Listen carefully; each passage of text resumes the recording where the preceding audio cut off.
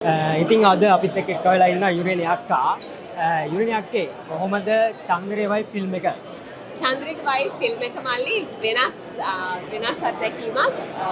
ඒක ප්‍රේක්ෂකයාට අමුතුම අත්දැකීමක් දෙන ශිල්පපටයක් වුණේ වැඩි. මොකද මම හිතන ප්‍රසන්න ජයපඩි කියන අධ්‍යක්ෂකවරයා හැමදාමත් ප්‍රේක්ෂකයාට වෙනස් රසාස්වාදයක් දුන්න අධ්‍යක්ෂකවරයෙක්. ඉතින් ඒක නිසා චන්ද්‍රගේ වයිෆ් ගැහණියක් තනි වුණාම මුණ පාන වෙන සමාජීය කාලීන ගැටලු තමයි කතා කරන්නේ ශිල්පපටයක්.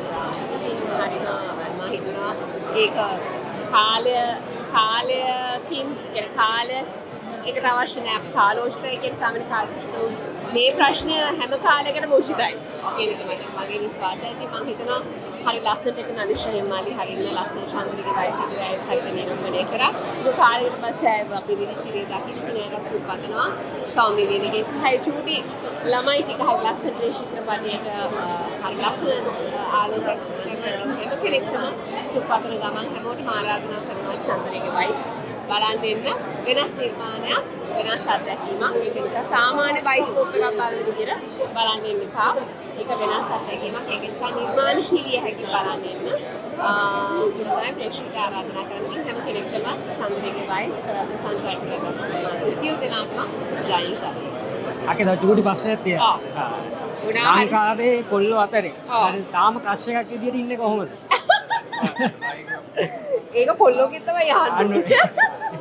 මකින් ආලා හරියන්නේ නැහැ. ඒතරක් මේ දවස්වල ඔයාගේ මොනාරි වැඩ කටයුතු යනවාද ඉදිරියට එන්න මොනාරි කියනවා. තියෙනවා මල්ලි. නිර්මාණ කිහිපයක්.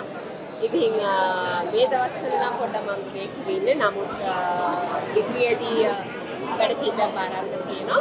ඉතින් ඒ වැඩ ඉවරන කාලෙකට මම කියන්නම්. හැබැයි ලස්සන වැඩ කිහිපයක් කරන්න ආසාවෙන් බලාපොරොත්තු වෙමින් ඉන්නවා. අක්කගේ වැඩ කටයුතු සාර්ථක වෙන්න කියලා ප්‍රාර්ථනා කරනවා. මේ වැඩ කටයුතු එළියට ආව ඔයගොල්ලෝගෙන් අනිවාර්යයෙන්ම සපෝට් එක ඕනේ. අනිවාර්යයෙන්. නැත්නම් දෙන්නේ නැහැ වොයිස් කට්. හරි. එහෙනම් thank you. Thank you.